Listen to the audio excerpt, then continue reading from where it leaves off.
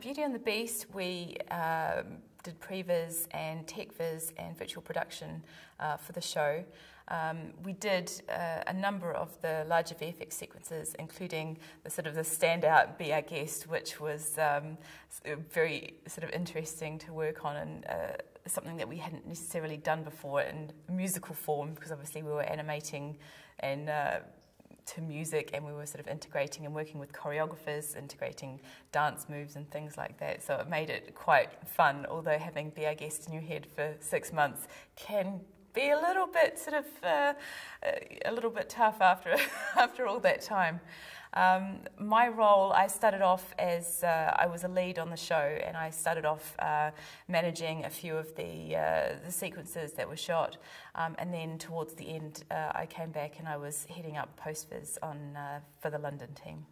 Like I say, the biggest challenges, like Be Our Guest would probably be one of the main sort of sequences that we had. It's, you know, you're working in with a whole lot of CG characters, and you know, we're sort of trying to provide information for production and for the guys on set so that they know what they're going to be shooting and they can frame up all their shots. So we had to go through and sort of come up with methodologies that go, right, we're going to shoot this. We had to build all the sets in digital format and then put our CG characters into them. After that, we would go through and we were doing sort of simulcam work where we could comp the characters in real time with the camera moves, so the camera guys would know what they're going to be lining up with. So that would be a matter of like taking a whole lot of particularly sort of disparate shots, going through and trying to sort of tie them all together to make one long sequence. So you'd have an entire sequence. One of the examples was Belle being shown her bedroom for the first time. And you know, when you're doing shots, you don't animate everything in a whole sequence in one go. You do one shot here, one shot there. You know, and characters may shift depending on how you want to frame things. They're not always going to be in the same position throughout the entire sequence. So when we had to go and stitch everything together, we had to try and come up and solve these sort of spatial issues where we'd cheated shots to, you know, make better framing. And so we had to sort of stitch all those together, which is always sort of a tricky challenge to be able to sort of play it in one sort of extended piece, full length, when they wanted to shoot on set as well. Well, that's one thing with postvis is, you know, we can only work with the sort of up to the latest models we're given. And on the show, it was relatively good. They pretty much set the models for the CG characters relatively early. They didn't change too much, so our previs models basically were useful enough to take straight through into postvis. We had to obviously make them look a bit nicer, provide better texturing, and you know, spend a little bit of love on them to getting them to, you know, get them up to that higher quality. But we could basically transpose those straight from the previs into postvis. And it wasn't particularly difficult because most of the shots that we did postvis for, we had done previs for. So we knew what the shots were going to be.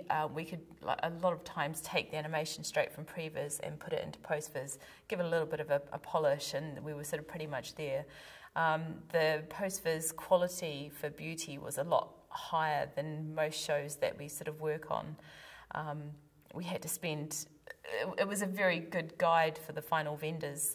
It wasn't, you know, what we did wasn't used for final, but we do make sure that we try and get it as accurate as possible and as close as possible to what the final is going to be. So yeah, it ended up being a relatively smooth process. It's been a huge sort of curve over the last 5 years of people starting to embrace previs and the use of pre-visualization and techvis as part of their productions. And I think that's just been through sort of education and sort of seeing what has been done on other shows as more people have sort of embraced it and started utilizing the tools. Others have gone, actually, that's not so scary after all. I think we could make use of that. And now that a lot of post issue, like using virtual production techniques, a lot of that is sort of coming forward into the realm of previs, where we're getting a lot of problems and issues solved in the pre-production stage as opposed to waiting until we get into post and sorting it out then.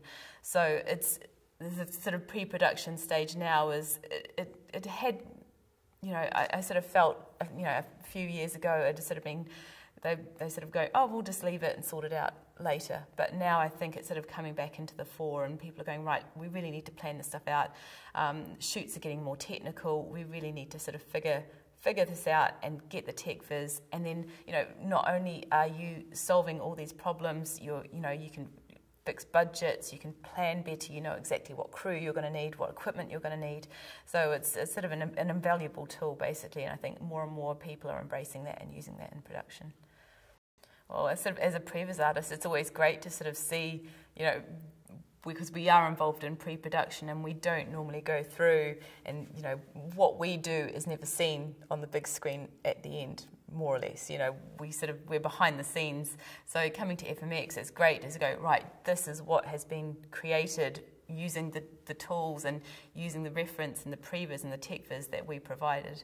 And it's always great to sort of see how things are evolving. Like I say, there's all the new emergent technologies using VR, virtual production, and just seeing what everyone else is doing and going, actually, that's a really cool idea. How can we use this? How can we incorporate that into our tool set and use that to create better previs and allow directors to come in and really, you know, plan their films so much easier and give them more control. So it's a really great thing, just seeing the end results, but then also seeing what's potentially going to happen in the future.